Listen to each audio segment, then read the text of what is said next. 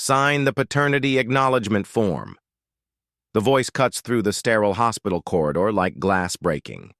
Medical files explode across the polished floor, pages scatter, birth certificates, ultrasound images, DNA test requests. Every single document bears the same name, typed in bold black ink, David Henderson, father. Naomi freezes in the waiting room chair. Her hand rests on her belly, 3 months pregnant, the baby she fought through 2 miscarriages to carry. The papers slide toward her feet. She picks one up.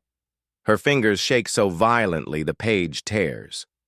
Cassandra Reed stands 15 feet away, designer maternity dress clinging to her body, pregnancy bump on full display. The woman's perfectly manicured hand covers her mouth in fake shock. "I'm so sorry," she gasps. "I didn't mean for you to—" Naomi's vision blurs. The room tilts sideways. Her chest tightens like someone's wrapped steel cables around her ribs.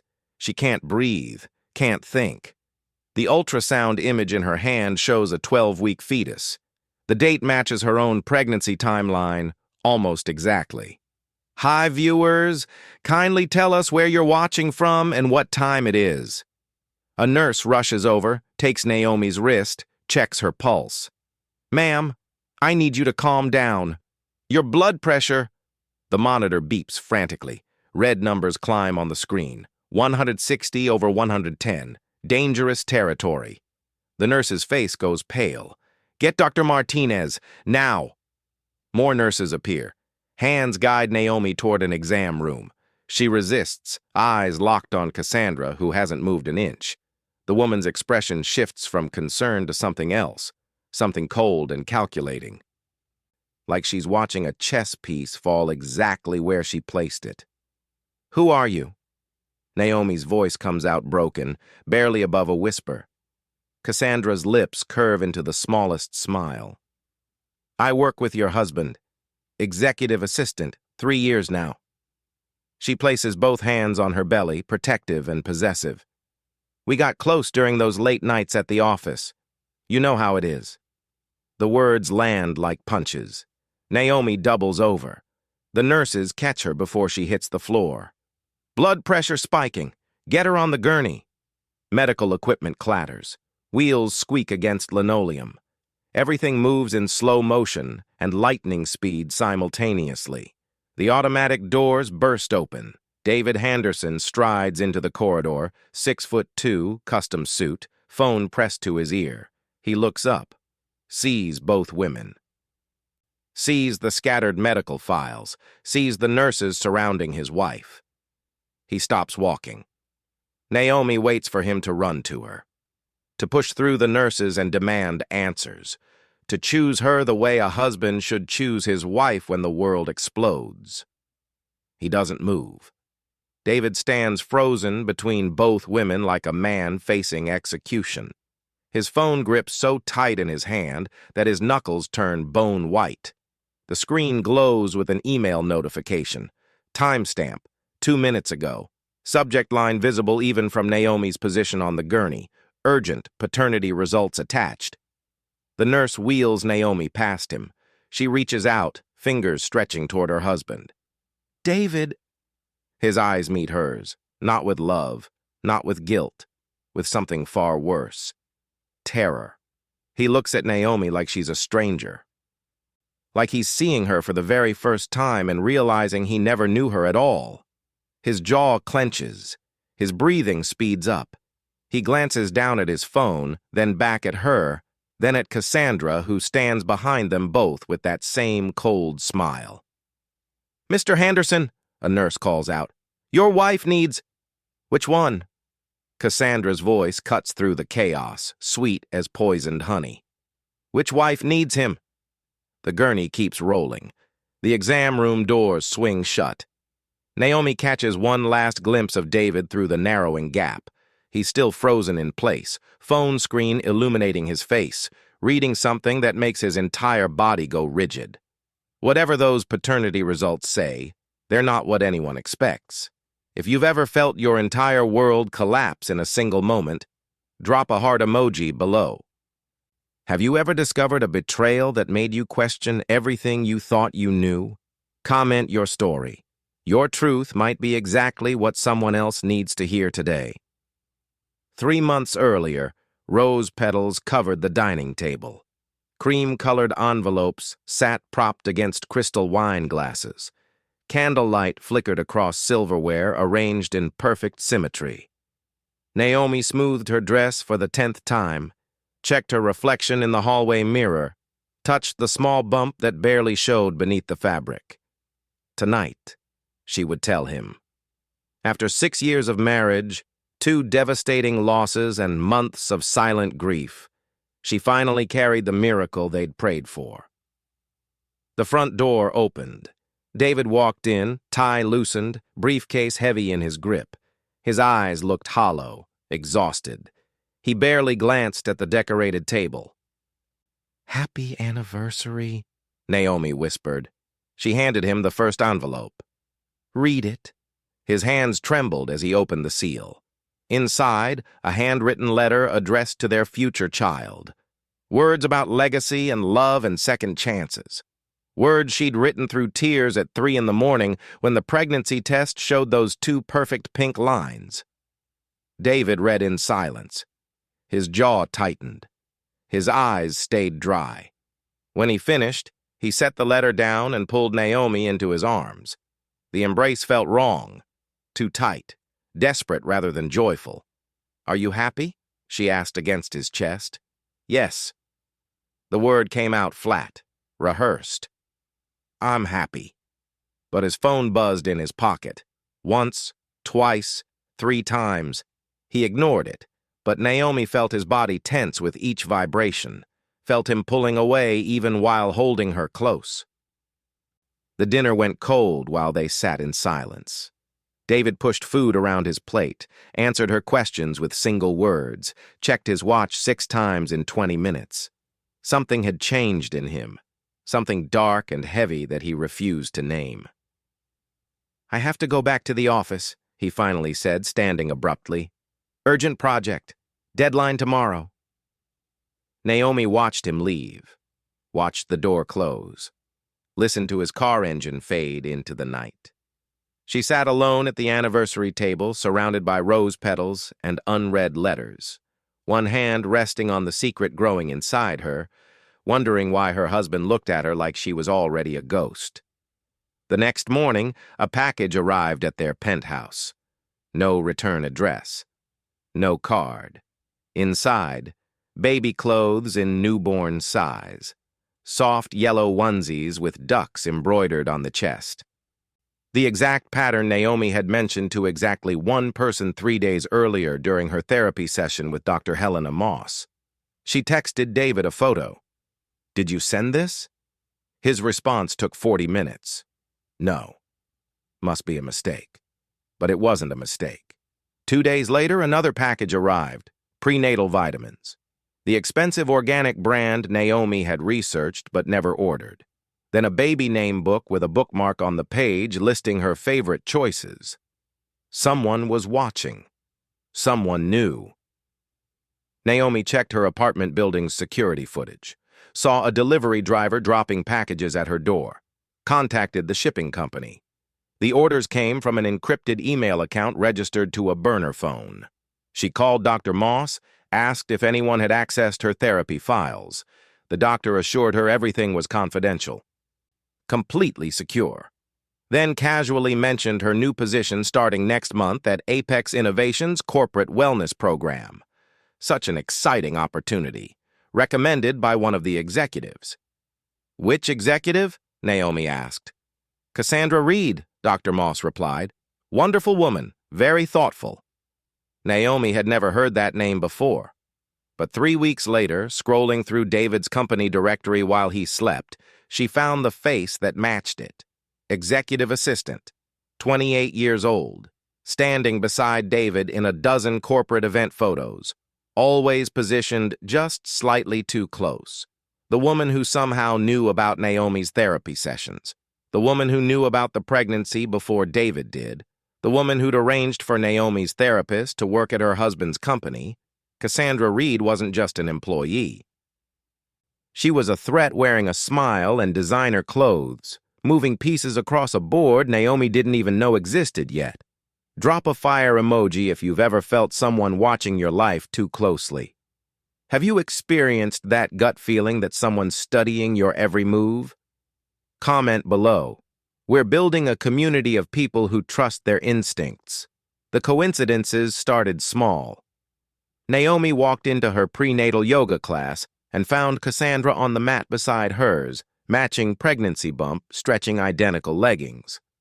"What a small world," Cassandra said, smiling that perfect smile. "I didn't know you came here." Naomi hadn't told anyone about the yoga studio. She'd found it through a private online search, chosen it specifically because none of her friends went there. Yet here stood the woman from her husband's office, rolling out a mat like they were old friends. "How far along are you?"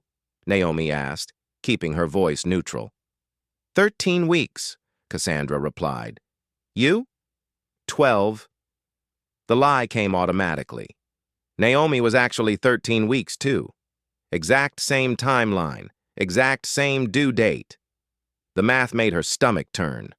Cassandra touched Naomi's shoulder. "We should grab coffee after class. Compare notes. First pregnancy?" Her fingers lingered too long. Too familiar. Like she already knew the answer. They didn't grab coffee. Naomi left through the back exit, drove home with shaking hands, and found Cassandra's business card tucked into her yoga bag. Handwritten note on the back, "Let's connect. You seem like you could use a friend." The encounters multiplied. Maternity boutique on 5th Avenue. Coffee shop 3 blocks from Naomi's nonprofit office. The waiting area outside her OB/GYN's building. Each time Cassandra appeared with that same surprised expression, that same warm greeting, that same subtle invasion of space. "We keep running into each other," Cassandra laughed, sitting beside Naomi in the doctor's waiting room. "The universe must be telling us something." The universe wasn't telling them anything. Someone was orchestrating these meetings with surgical precision.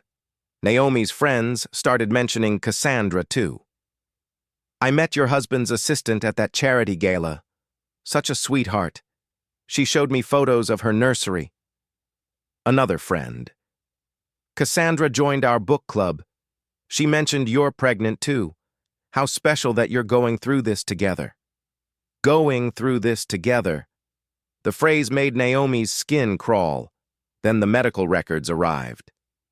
Plain manila envelope in her mailbox, no postage, no return address. Inside, hospital paperwork documenting a pregnancy. Conception date, 8 weeks before Naomi's own. Fetal measurements, hormone levels, heart rate recordings, and at the top of every page, patient name, Cassandra Reed. Father's name, David Henderson. Naomi's vision tunneled. She sat on the floor of her building's mailroom, papers spread around her like evidence at a crime scene. The conception date meant David was sleeping with Cassandra while Naomi grieved their second miscarriage. While she blamed herself for failing to carry their children. While she took fertility drugs that made her sick and desperate and willing to try anything. He'd been with someone else the entire time. The next envelope contained photos. David entering a Brooklyn brownstone. Time stamps showing late-night arrivals and early morning departures. Images captured through different angles and distances, suggesting multiple cameras, multiple surveillance points, a level of planning that went beyond simple jealousy. Someone wanted Naomi to know, wanted her to see, wanted her to break. She confronted David that night, threw the photos on the kitchen counter, watched his face drain of color, waited for denial. He didn't deny anything. "You don't understand what's really happening," he said instead. 6 words. 6 words that made everything worse because they implied complexity where there should only be betrayal. Implied secrets layered beneath secrets. "Then explain." Naomi's voice stayed calm, controlled, the calm before hurricanes. David reached for her. She stepped back. He dropped his hand, and something in his expression shifted from guilt to fear. Real fear. The kind that comes from knowing you're standing at the edge of a cliff and the ground beneath you is already crumbling. 3 months, he whispered. Just give me 3 months, then you'll understand everything. 3 months. The same timeline that kept appearing in every conversation, every document, every carefully orchestrated coincidence. 3 months until what? Until the baby came? Until some deadline expired? Until whatever trap was closing around them finally snapped shut? Naomi didn't give him 3 months. She gave him silence, turned away from her husband, walked to their bedroom, locked the door, sat in the dark with one hand on her belly, feeling her baby kick while the man who claimed to love her stood on the other side of the wall keeping secrets that could destroy them both. That night, her phone buzzed. Unknown number. Text message. He's lying to you, but I can help you find the truth. Meet me tomorrow. Riverside Park, noon. Come alone. Comment, truth, if you've ever been fed lies when you deserved honesty. What would you do if someone offered to reveal your partner's secrets? Drop your answer below. This community is here for real talk. Marcus Webb looked exactly like his FBI credentials suggested. Sharp eyes, expensive watch, face that revealed nothing. He sat across from Naomi on a park bench overlooking the Hudson River, manila folder balanced on his knee. Your husband's assistant isn't who she claims to be, Webb said, skipping pleasantries. Cassandra Reed. Born Cassandra Williams in Detroit, single mother household, clawed her way out of poverty using every advantage she could manufacture. He opened the folder. Photos spilled out. A younger Cassandra with different hair, different clothes, same calculated smile. She's done this twice before. Milwaukee 2019, Phoenix 2021. Both times she targeted wealthy executives. Both times she claimed pregnancy. Both times settlements reached before paternity could be legally established. Naomi's hands clenched in her lap. She's running a scam. She's running an empire. Webb pulled out financial records. The Milwaukee executive paid $300,000 to make her go away. The Phoenix CEO paid $500,000. Both signed NDAs. Both were married men who couldn't afford scandal. He looked at Naomi directly. She studies her targets for months, learns their vulnerabilities, exploits their guilt. David knows? Webb's expression shifted. That's the interesting part. Your husband hired me 6 weeks ago. He's been investigating her too, but he won't tell me why. Won't explain what leverage she has that keeps him from simply firing her and calling police. Naomi tried to process this information.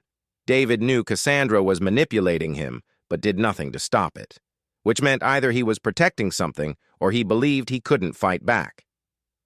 I need you to access his computer, Webb said. Encrypted files, password-protected folders, whatever he's hiding, it's digital. That night, while David showered, Naomi opened his laptop, scrolled through folders marked with dates and code names. Found a file titled Diagnosis Confidential. Her finger hovered over the mouse. This was the line. Once she crossed it, there was no pretending she trusted him. No pretending their marriage could survive this. She clicked. Medical records filled the screen, genetic testing results, neurology reports. And at the top, in bold letters, Huntington's disease, gene positive, prognosis, progressive deterioration, no cure. Naomi's hands flew to her mouth. David had Huntington's, the same disease that killed his father at 47, the same disease that destroyed cognition and motor function and stole people piece by piece until nothing remained. He'd known for 3 years, never told her, never explained why he suddenly stopped talking about having children. Never revealed why he looked at her with such devastation when she announced this pregnancy. Another folder. Vasectomy 2022. Surgery scheduled 3 months after his diagnosis. Performed discreetly at a private clinic. No records sent to their shared insurance. No scars she would have noticed because the procedure required no external incisions. David had made himself sterile without her knowledge or consent, which meant the baby growing inside her right now, the miracle pregnancy she celebrated, the child she believed was saving their marriage. Scientifically impossible. Naomi's phone buzzed. Text from Webb. Found something. Cassandra's medical records. You need to see this tonight. They met at a 24-hour diner in Queens. Webb slid another envelope across the table. Took some persuading to get these.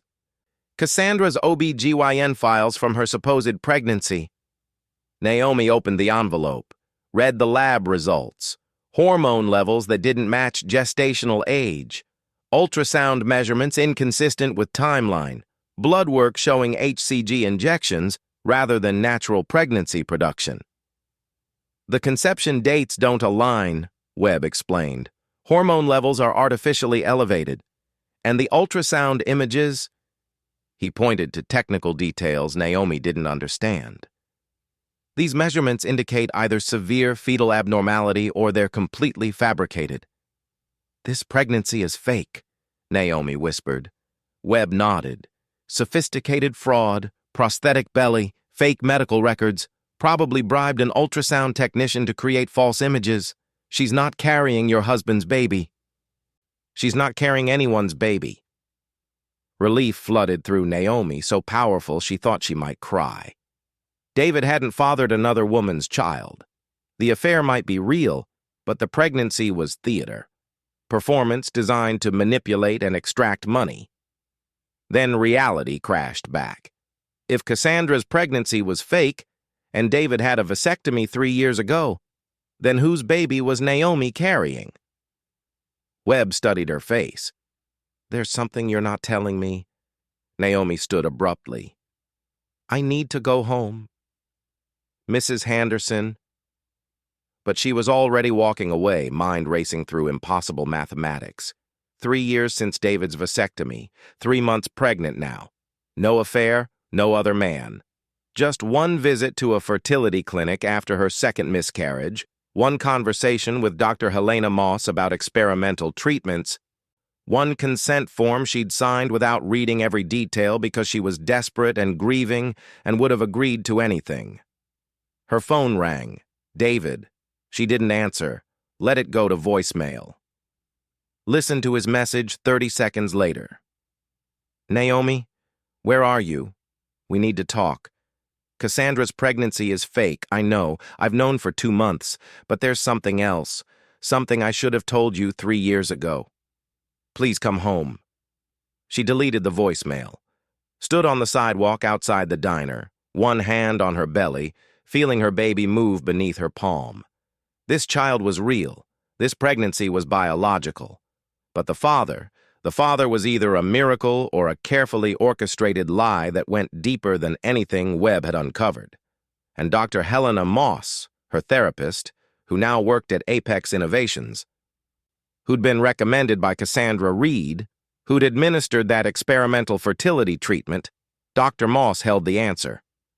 If you've ever discovered that your whole life was built on secrets, comment, I know the feeling. What would you do if you found out your miracle wasn't a miracle at all, but something someone planned? Drop your thoughts below. Naomi didn't go home. She went to Dr. Moss's office instead, arriving at 7 in the morning, waiting outside the locked door like a woman possessed. When the doctor appeared an hour later, coffee in hand, she nearly dropped it at the sight of her former patient blocking the entrance. Naomi, you can't be here without an appointment. Whose baby am I carrying? Naomi's voice cut through the professional objections. Tell me the truth or I go to the medical board with every violation you've committed. Dr. Moss's face went pale. She unlocked the office, ushered Naomi inside, closed the blinds. I can't discuss. You used David's frozen sperm. The accusation landed like a grenade. From before his vasectomy. From the fertility treatments we did years ago. You kept his samples without consent. You performed IVF without his knowledge. You implanted an embryo into me and let me believe it was natural conception. The doctor sat down heavily. You were desperate. 2 miscarriages. Severe depression. You said you'd do anything.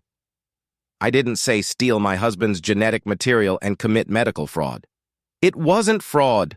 Dr. Moss's hands shook. The consent forms you signed gave me authorization to use stored samples for fertility treatment. You signed away the requirement for spousal notification. Everything was legal. Legal doesn't mean ethical. Naomi leaned forward. Who paid you? Because I never had $300,000 for experimental IVF. Someone funded this. Someone wanted me pregnant with David's child despite his vasectomy. Who was it? Dr. Moss said nothing. Was it Cassandra? Naomi pressed. Was this whole thing her plan? Get me pregnant to destroy my marriage while she positioned herself as replacement? It wasn't Cassandra. The doctor's voice dropped to barely audible. It was someone with much more to lose, someone who needed a Henderson heir regardless of what David wanted. Before Naomi could demand a name, her phone rang. David, again. She answered this time, putting him on speaker. Where are you? His voice sounded ragged, desperate. With Dr. Moss, learning about how my pregnancy isn't the miracle I thought it was. Silence on the line. Then, Cassandra's pregnancy is fake. I know. I've known for 2 months. You knew and said nothing? I was trying to protect you. If I exposed her, she threatened to reveal. He stopped. There are things you don't know, about my diagnosis, about why I never told you. Huntington's disease. Naomi watched Dr. Moss's eyes widen. I found your medical files. You're gene positive. You had a vasectomy because you didn't want to pass it to our children. You've been lying to me for 3 years. Yes. The word came out broken. I lied because I love you. Because watching you grieve those miscarriages was destroying us both. Because I thought if I couldn't give you a healthy child, at least I wouldn't give you a sick one.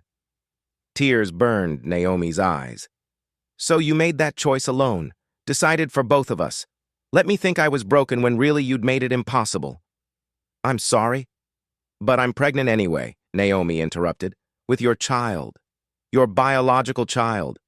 Because Dr. Moss used your frozen sperm from before the vasectomy and performed IVF without your knowledge or consent. The silence stretched so long she thought the call had dropped. Then David's voice came back different, colder. Put Dr. Moss on the phone. Naomi handed over her cell, watched the doctor's face shift through fear, resignation, defiance. Listened to one side of a conversation about genetic screening, embryo selection, Huntington's testing protocols. Dr. Moss hung up. The embryo I implanted was specifically chosen. Screened for the Huntington's gene. Your baby doesn't carry the mutation. She's healthy. Guaranteed. She? Naomi's hand flew to her belly. It's a girl. The doctor's voice softened. A healthy girl who will never suffer what her father will suffer. That's what you wanted, isn't it? That's what any mother would want. Naomi couldn't speak, couldn't process. A daughter. Healthy. Free of the disease that would eventually steal David's mind and body and life. The miracle she'd prayed for, except it came wrapped in deception and violation and choices made by everyone except the 2 people who should have decided together. Her phone buzzed. Text from Webb. Emergency. Cassandra just showed up at your building with lawyers and police. Says she's filing charges against you. Get home now. Another text. This one from an unknown number. The embryo screening wasn't random. Someone paid to ensure your daughter would be healthy. Someone who needed a Henderson heir free of genetic disease. Someone who's been pulling strings for years. Want to know who? Come to Apex Innovations, Conference Room A, 1 hour. Come alone, or you'll never know the truth. Naomi stood, felt the room tilt, felt her daughter move inside her, this life created from lies and love and desperate choices made by people who thought they knew what was best. Who paid you? She asked Dr. Moss one last time. Who funded my IVF?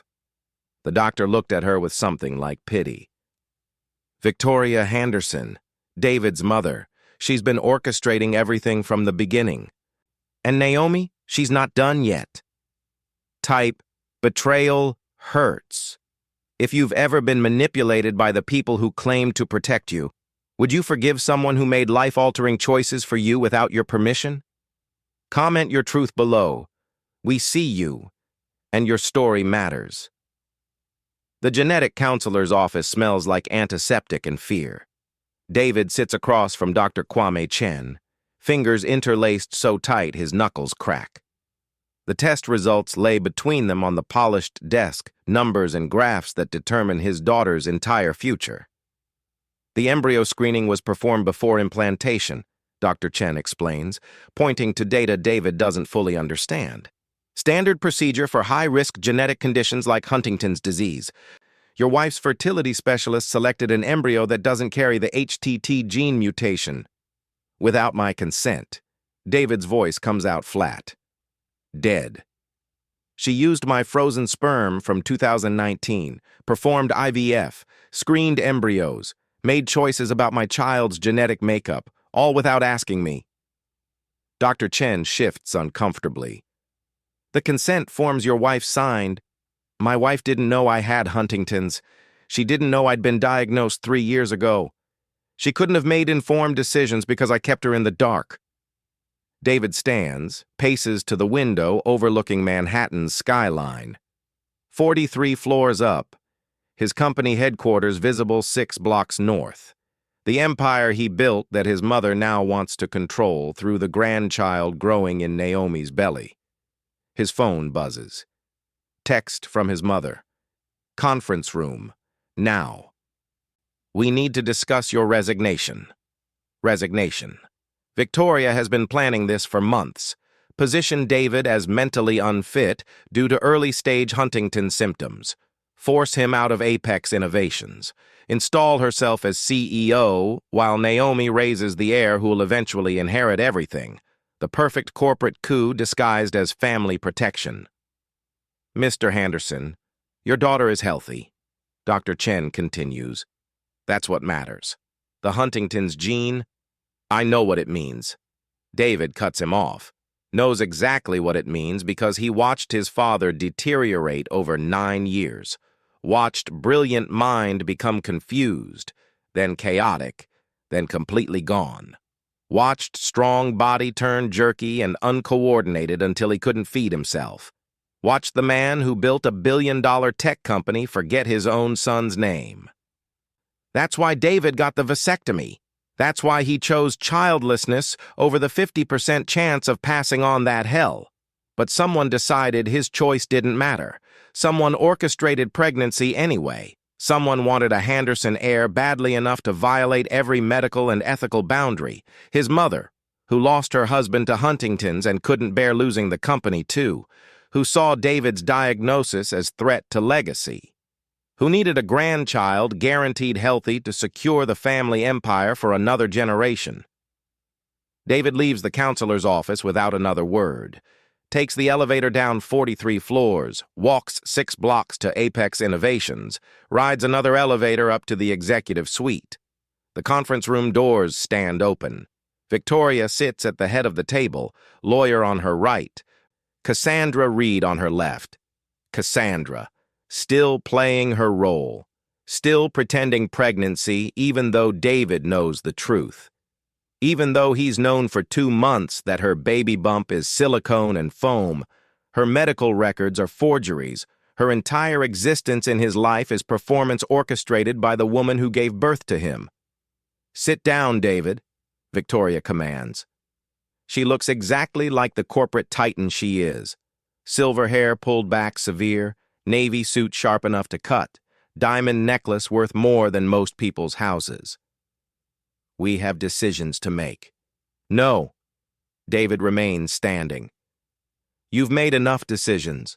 Hired Cassandra to seduce me. Paid her to fake pregnancy. Used her to distract me while you manipulated Naomi into IVF. Bribed Dr. Moss to use my frozen sperm. Screened embryos. Guaranteed a healthy grandchild. All without asking what I wanted. Victoria's expression doesn't change. What you wanted was self-destruction, childlessness, letting the Henderson line die because you're too afraid of a disease that might not even manifest for 20 years. Might not manifest? David laughs, bitter and sharp. I'm already showing symptoms. Mood swings, motor tics, memory lapses. The neurologist gives me 10 good years if I'm lucky, 5 more after that of decline. Then nothing. Which is why we need succession planning. Victoria slides documents across the table. Sign over CEO position. I'll run Apex until your daughter is old enough. You'll stay on as figurehead. Comfortable retirement, full medical care, dignified exit. David doesn't touch the papers. Where's Naomi? On her way. Victoria checks her watch. I invited her to this meeting. Thought she deserved to understand the full picture of what I've built for her, for your daughter. The conference room doors burst open. Naomi stands in the entrance, belly round with 6 months of pregnancy now, face flushed from running. Marcus Webb stands behind her, along with 2 people David doesn't recognize in expensive suits carrying briefcases. Don't sign anything, Naomi says, breathless. Her eyes lock on Victoria. Your mother doesn't control this company anymore. Victoria smiles, cold, calculated. Darling, I own 43% of Apex Innovations. David owns 32%. The board controls the rest. Simple mathematics. Simple mathematics changed. Naomi walks to the table, places her own documents beside Victoria's. I've been buying shares for 18 months. Small amounts. Different shell companies. Silent acquisitions through private sales. The board members you thought you controlled, they sold to me. Victoria's smile falters. That's impossible. 51%. Naomi's voice stays calm, steady. I own controlling interest in Apex Innovations as of this morning, which means I decide who runs this company. And mother-in-law, it's not going to be you. The room goes silent. Cassandra's fake pregnancy bump shifts awkwardly as she leans forward, mouth open in shock. Victoria's lawyer frantically checks documents on his tablet, face going progressively paler. David stares at his wife, at the woman he lied to for 3 years, the woman his mother manipulated and used, the woman who just revealed she's been playing a longer game than anyone realized. How? He whispers. Naomi looks at him with eyes full of pain and power mixed together. You weren't the only one keeping secrets. The nonprofit I run, the anonymous donor who funded my education reform work for 6 years, that was you, David. You created those shell companies. You built that financial infrastructure. You just didn't realize I learned how to use it.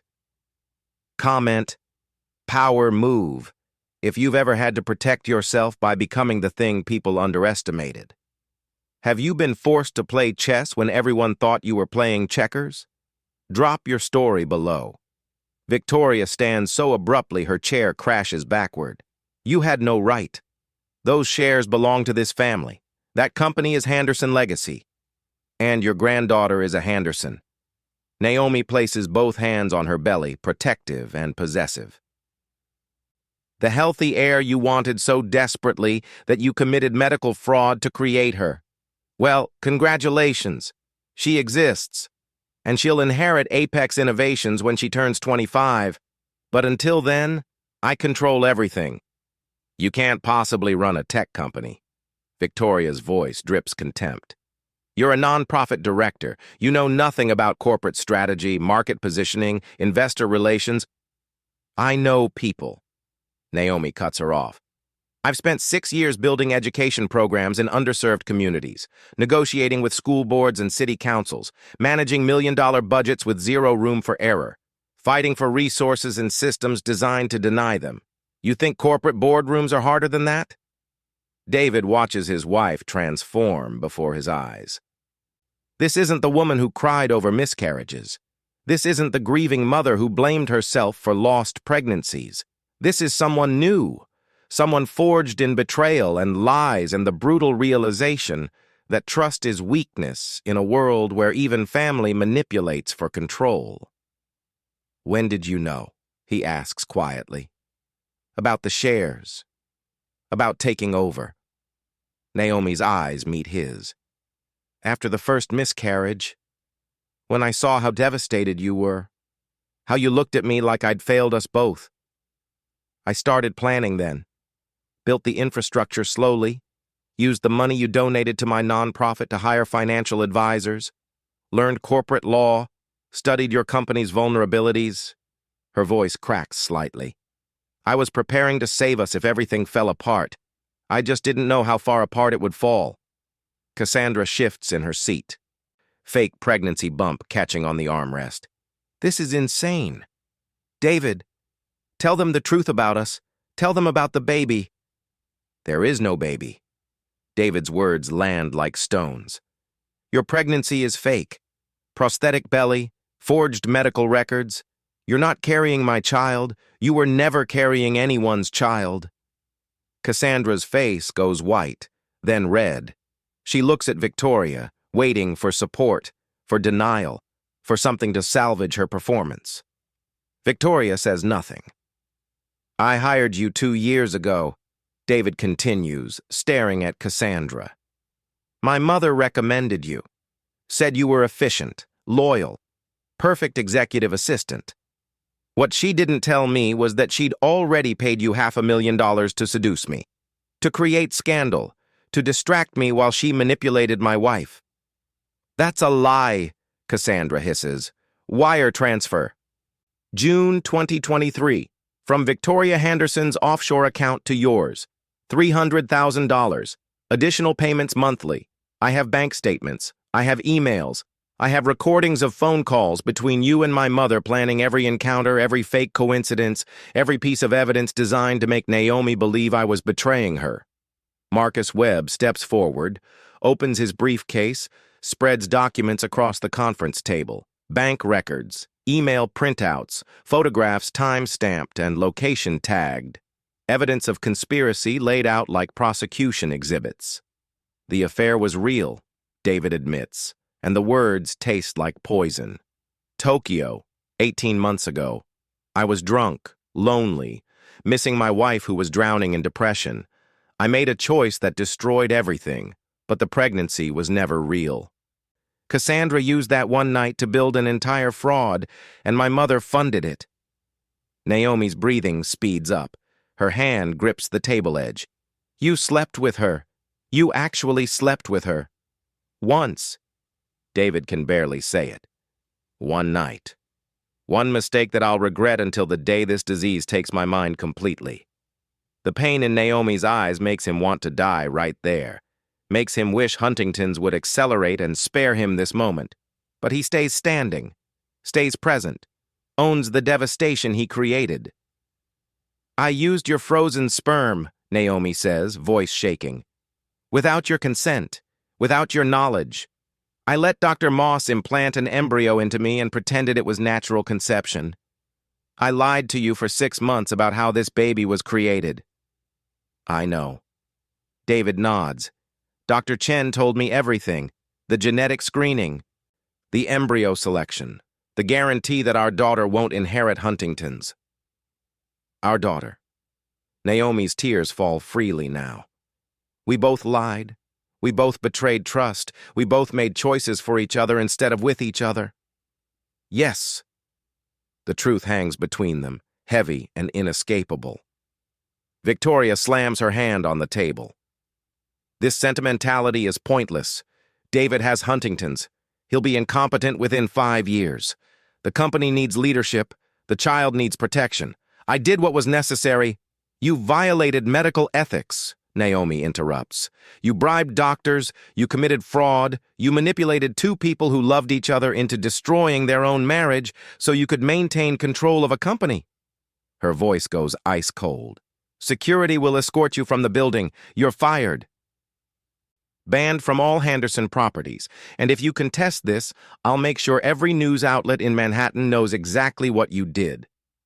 Victoria's lawyer starts to object. Webb's associates, corporate attorneys, David realizes, hand him cease and desist documents already prepared. Leave, Naomi commands. Now. For the first time in David's life, he watches his mother look genuinely afraid, watches her realize she miscalculated, built her entire strategy on assumptions about who Naomi was. Never anticipated that the woman she manipulated would learn to manipulate back better. Victoria walks to the door, stops, looks back at David with something almost like regret. I was protecting you, protecting the legacy. Your father built this company and Huntington's took him. I couldn't let it take everything. It already has, David replies. You just don't see it yet. His mother leaves. Cassandra scrambles after her, fake belly slipping awkwardly, performance finally over. The lawyers gather documents.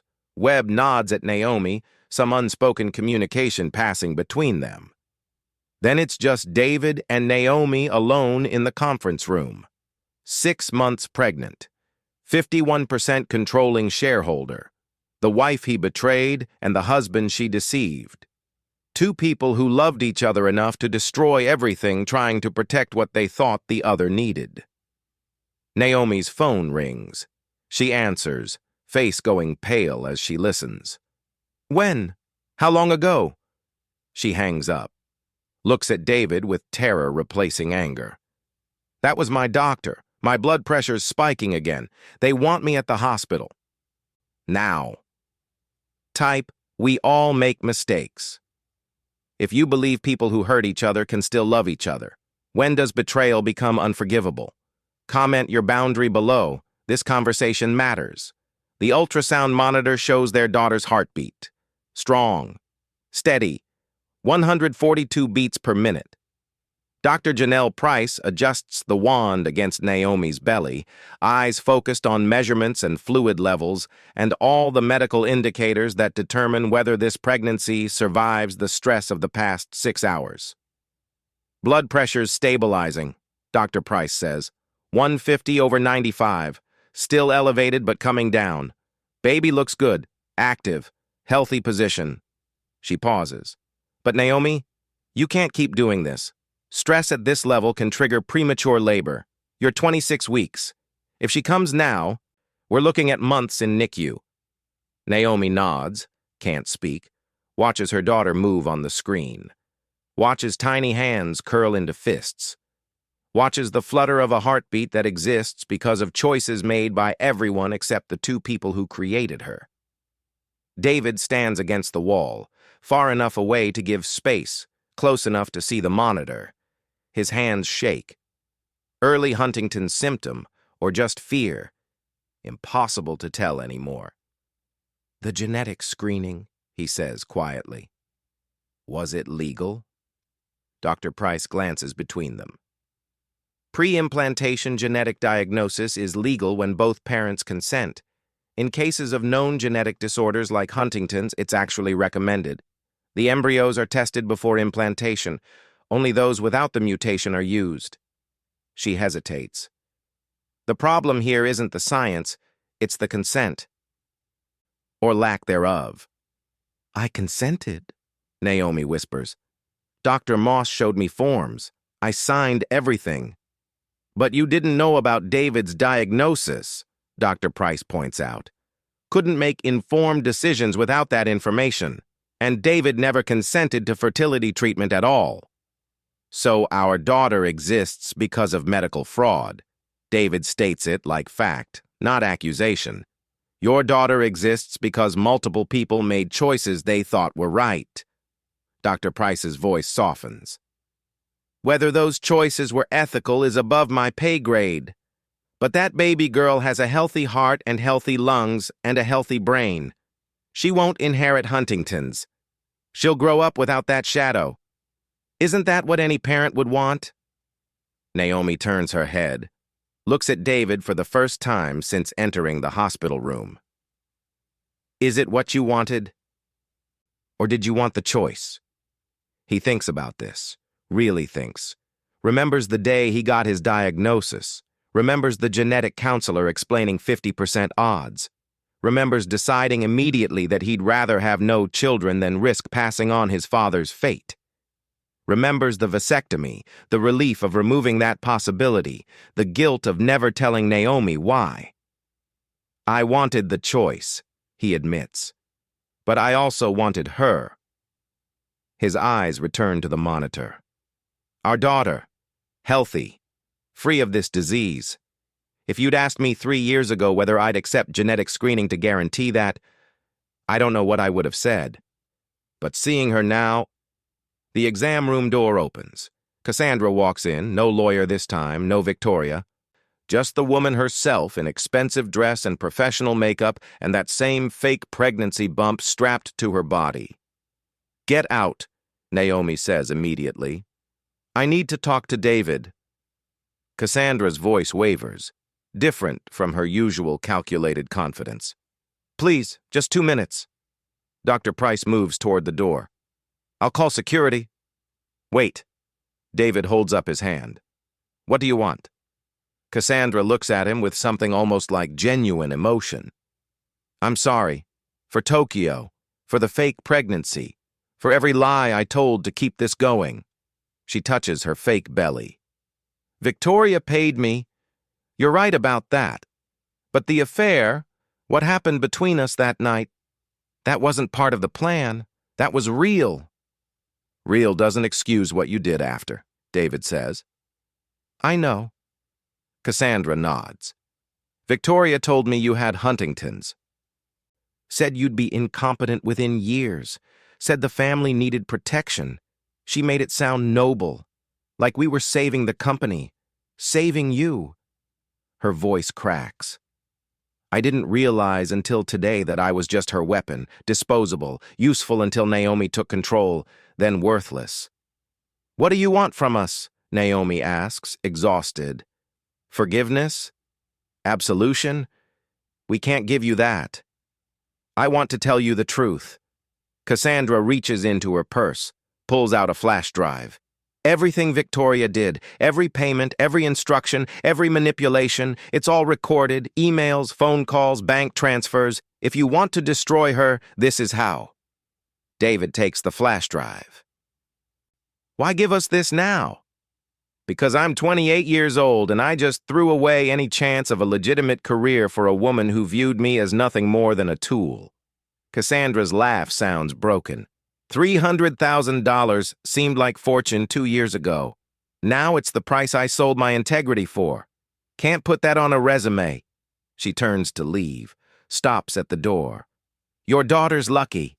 She gets parents who love her enough to lie for her, who will sacrifice anything to protect her. That's more than I ever had. Then she's gone. Naomi stares at the flash drive in David's hand. What do we do with it? Nothing. David sets it on the medical tray beside the ultrasound machine. Victoria's already removed from the company, already exposed. Going after her legally just extends this nightmare. Keeps us tied to her manipulation instead of moving forward. Moving forward to what? Naomi's voice breaks. You cheated. I violated your medical consent. Your mother orchestrated our entire pregnancy. How do we move forward from that? Dr. Price clears her throat. I should give you privacy? No. Naomi grabs the doctor's hand. Tell us, medically, honestly, can we survive this? Can a marriage survive this much betrayal? Dr. Price looks between them.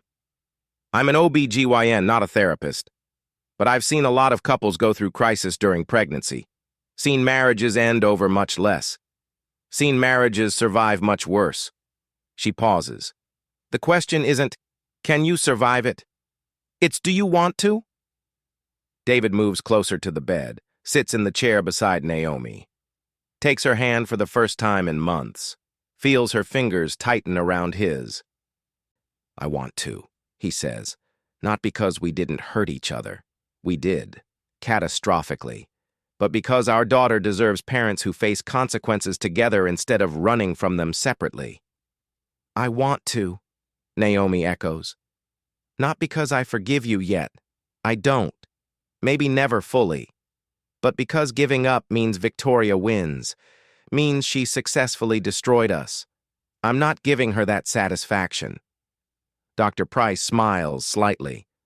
Spite's not the healthiest foundation for reconciliation, but it's a start.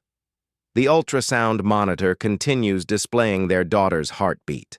That steady rhythm, that proof of life created through lies and love, mixed so thoroughly together they can't separate one from the other anymore. Naomi's phone buzzes. Text from Marcus Webb. Victoria just filed injunction against Apex takeover. Claims Naomi acquired shares through fraud. Hearing scheduled for next week. Also, there's someone here who needs to speak with you. Says it's urgent. About Dr. Moss. David reads over Naomi's shoulder. Who? Another text. Dr. Moss's attorney.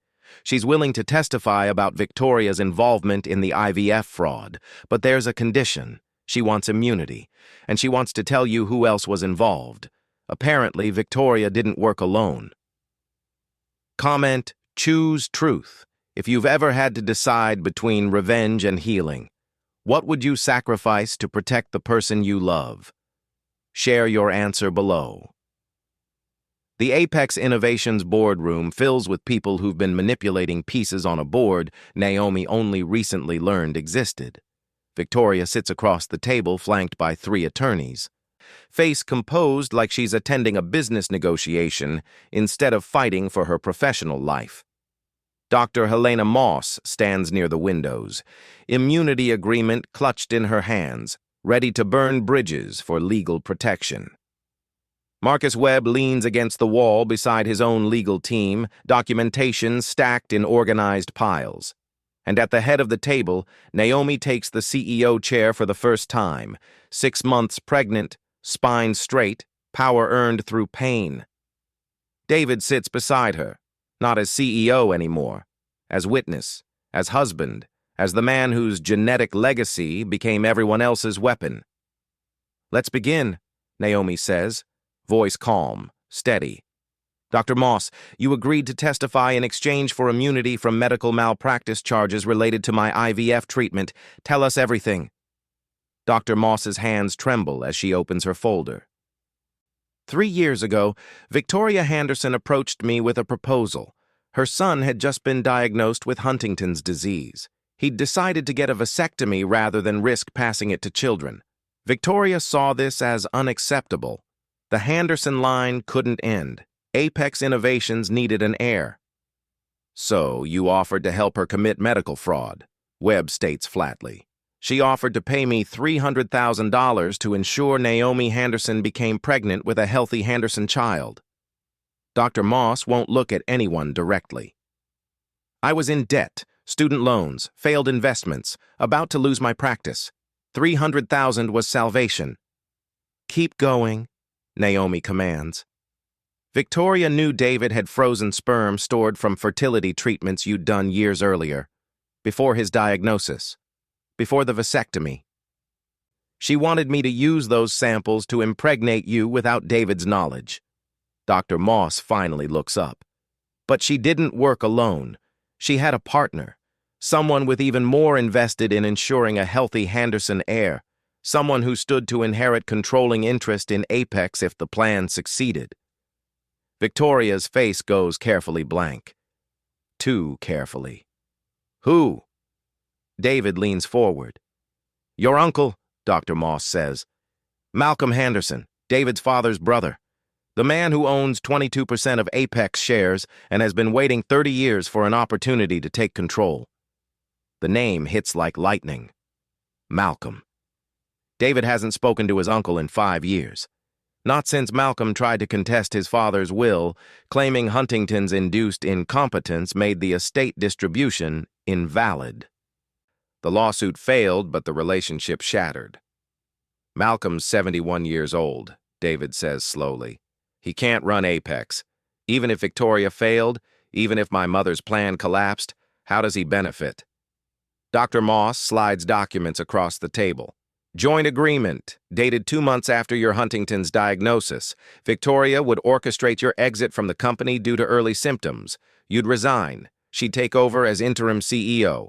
But the real power would transfer to Malcolm as chairman of the board. Together, they'd control 65% of shares. The baby, Your daughter would be groomed as eventual heir. But for the next 20 years, while she grew up, Victoria and Malcolm would run everything together. And split the profits, Webb adds, reading through the agreement. 60-40 split. Victoria gets CEO salary plus bonuses. Malcolm gets chairman compensation plus dividends. Calculated over 20 years, they'd extract roughly $400 million from Apex before your daughter came of age. Naomi's hand tightens on the armrest. They were robbing our daughter's inheritance while pretending to protect it.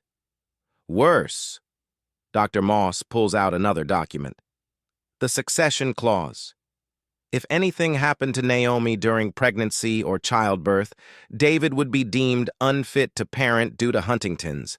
Victoria would get custody of the baby, full guardianship, complete control of the child who'd eventually inherit everything. The room goes silent. David processes what he's hearing, processes that his mother and uncle didn't just manipulate his wife into pregnancy. They created conditions where Naomi's death would benefit them, where complications during delivery, stress-induced problems, anything that went wrong would transfer power directly to people who viewed his daughter as asset rather than person. You put my wife at risk. David's voice comes out dangerous, quiet.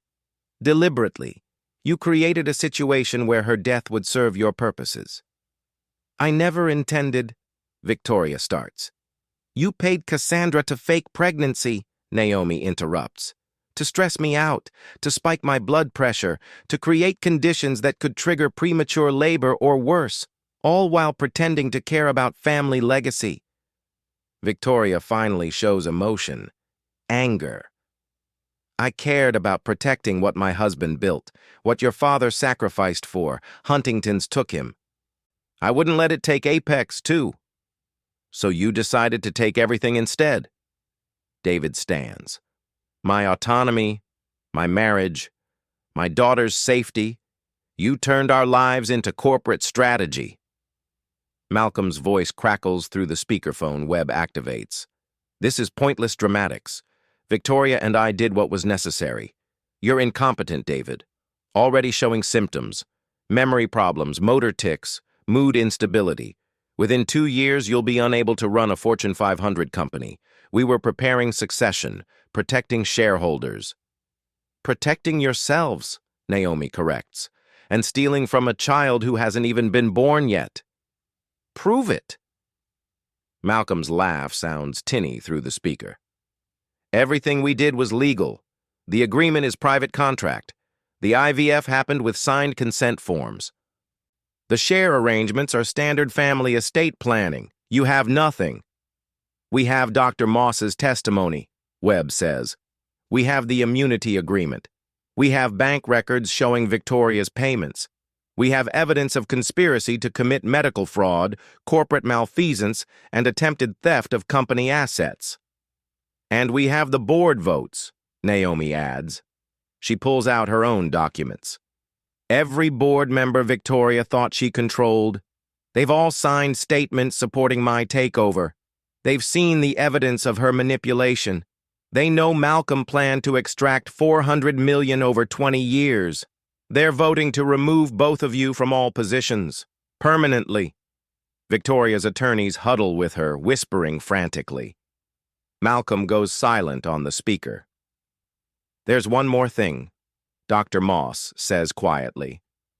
The genetic screening I performed on Naomi's embryos. I selected the one without Huntington's mutation, but there were 5 viable embryos total, 3 with the gene, 2 without. I froze the remaining embryo, the other healthy one. It's still in storage at the fertility clinic. Naomi's breath catches. Another baby? A sibling for your daughter, Dr. Moss confirms. If you want another child someday, the option exists, already screened, already guaranteed healthy. Victoria paid for that too, wanted backup in case the first pregnancy failed.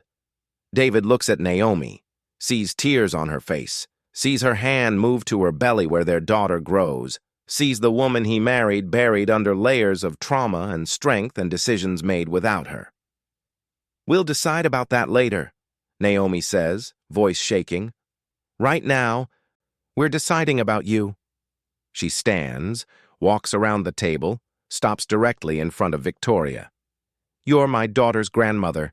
She'll want to know you eventually, but you'll know her on our terms. Supervised visits, no private time, no influence over her life. You get to be grandma at birthday parties and holidays. Nothing more. And if you ever try to manipulate her the way you manipulated us, we'll disappear so completely, you'll never find us. You can't do that, Victoria protests.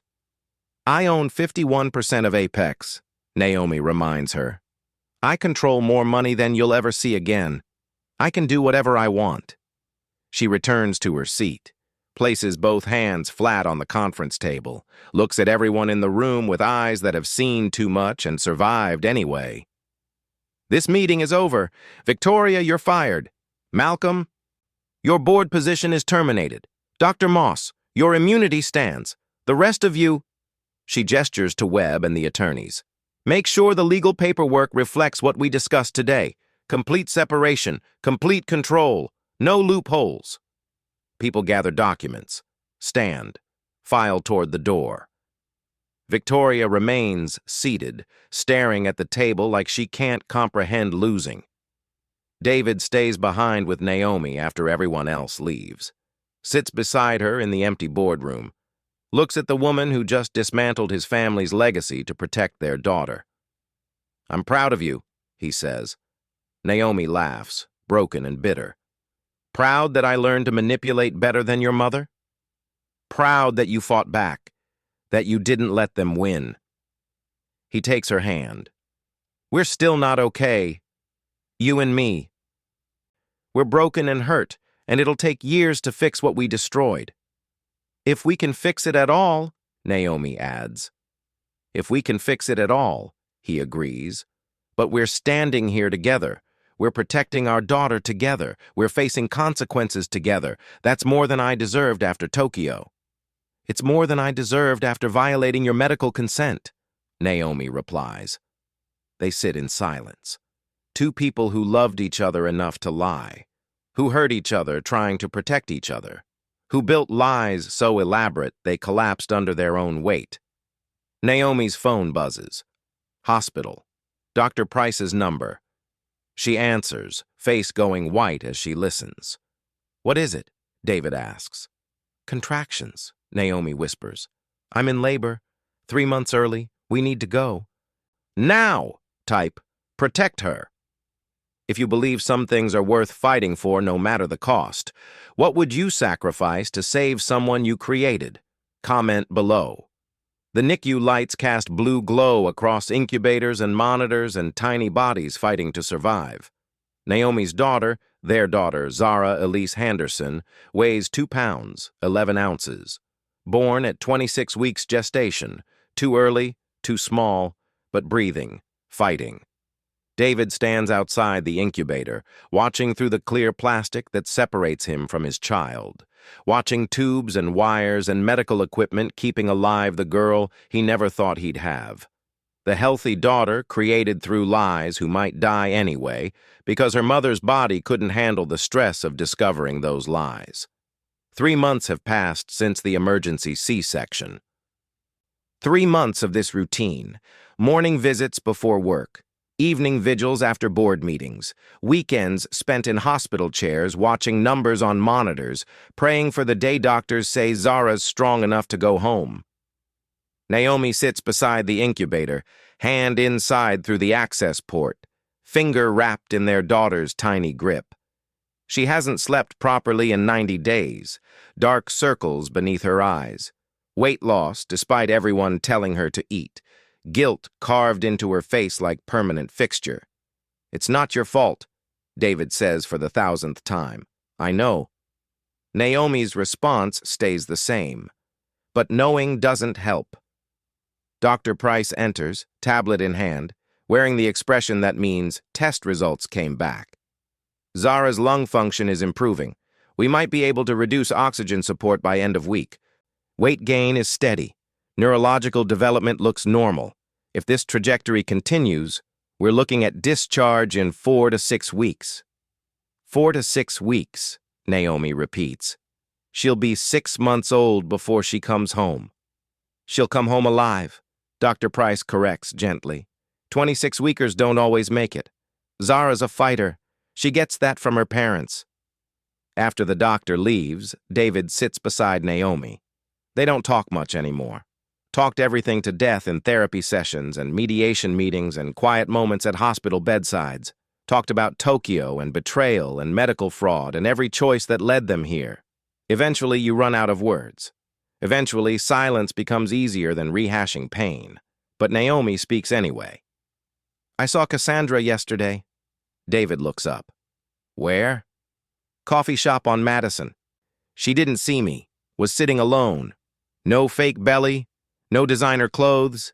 Just regular person drinking regular coffee looking completely lost. Naomi pauses. I almost went over. Almost said something. Why didn't you? Because I had nothing to say. She was a weapon Victoria used. Feeling sorry for her doesn't change what she did. Forgiving her doesn't erase Tokyo. Naomi's finger stays wrapped in Zara's grip. But hating her takes energy I need for our daughter. So you're letting it go? I'm choosing what matters. Naomi finally looks at him. Zara matters. You and me figuring out if we can rebuild matters. Everything else is just noise. Marcus Webb appears in the doorway, knocking softly. Sorry to interrupt. Wanted to update you.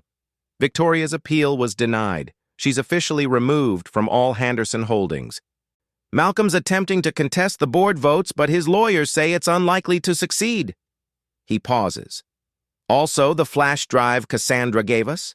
Analyzed the contents.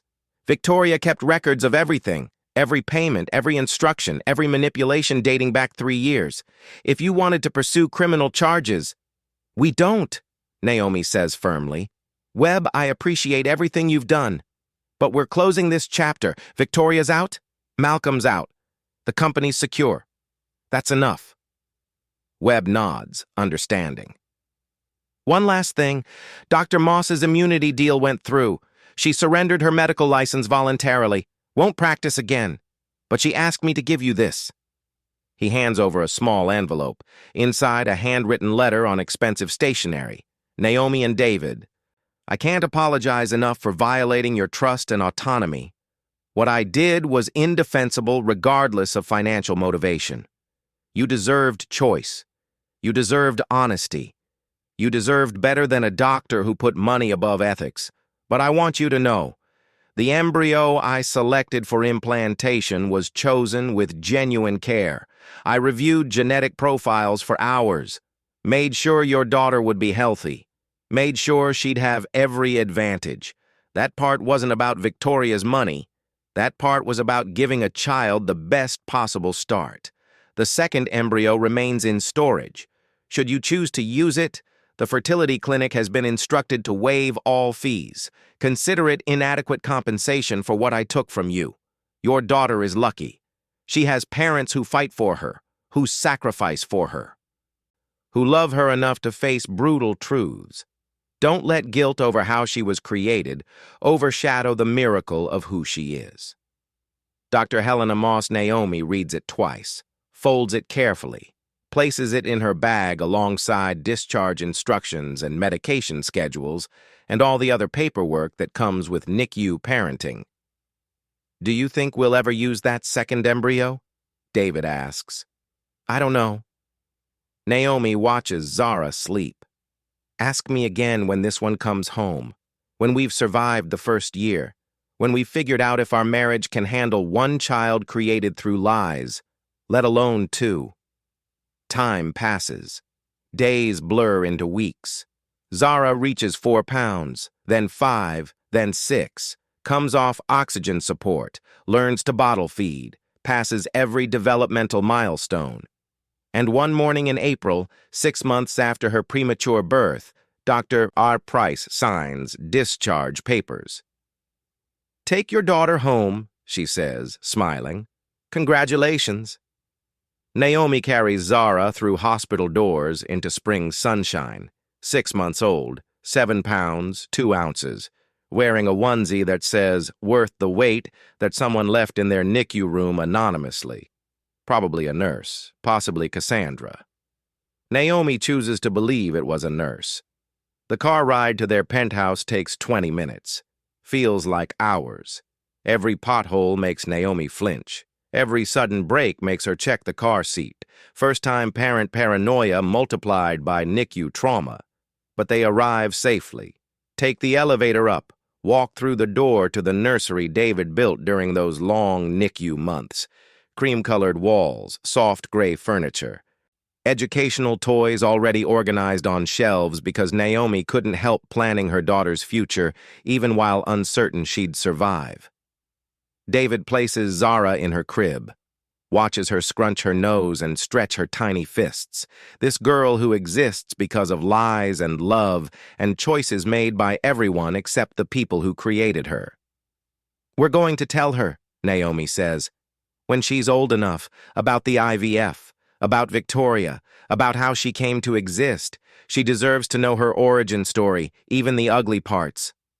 "Especially the ugly parts," David agrees, "because they led to her, and she's the only thing we did right."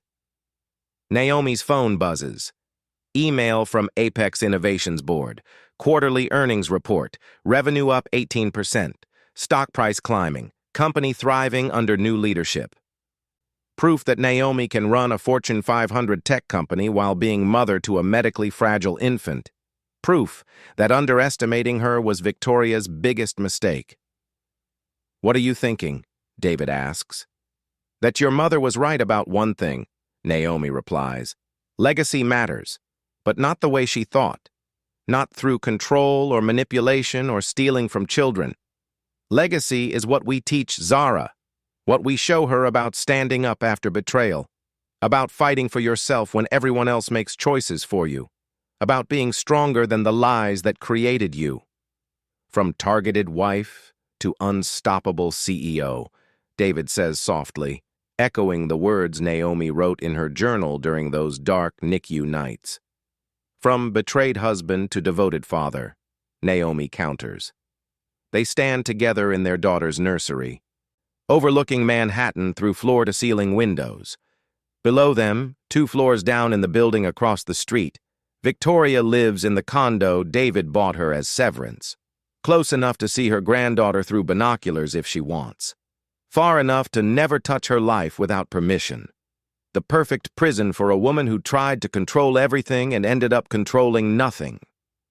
Naomi's non-profit occupies the floor directly beneath their penthouse now. Education Reform Foundation funded by Apex Innovations' charitable division. The work she's passionate about elevated rather than abandoned. Proof that she can build empire without destroying the person she was before. "We're not okay yet," Naomi says. "You and me. Marriage counseling helps, but Tokyo still hurts. The lies still hurt. Maybe always will." "Maybe always will," David echoes. "But we're here, together, raising our daughter, choosing each other every day even when it's hard. That's its own kind of miracle." Zara makes small sleeping sounds, perfect and fragile and healthy, free of Huntington's disease, free of the genetic legacy that haunted her father, born into lies but raised in truth, the most expensive miracle money and manipulation could buy. Comment, "I am unstoppable," if you've ever had to become the hero of your own story, Naomi says into her phone camera, recording a message for her nonprofit's social media. Recording proof that trauma survivors don't just survive, they build empires. Share this with someone who needs to know their strength isn't defined by those who tried to break them. You're not alone. Your story matters. And your power is just beginning. She ends the recording, looks at David, looks at Zara, looks at the life they built from the ruins of lies and betrayal and choices made in fear. This isn't the ending, it's the empire. If this story moved you, hit that subscribe button right now. Turn on notifications because we're bringing you more stories of people who refuse to stay broken. Stories of strength, redemption, and the kind of power that comes from surviving what was meant to destroy you. Drop "I am unstoppable" in the comments if you know your worth can't be defined by anyone else. Share this with someone fighting their own battle. Your comment might be exactly what someone scrolling desperately needs to hear. We're not just viewers. We're a community of survivors, fighters, and people who rise. Join us.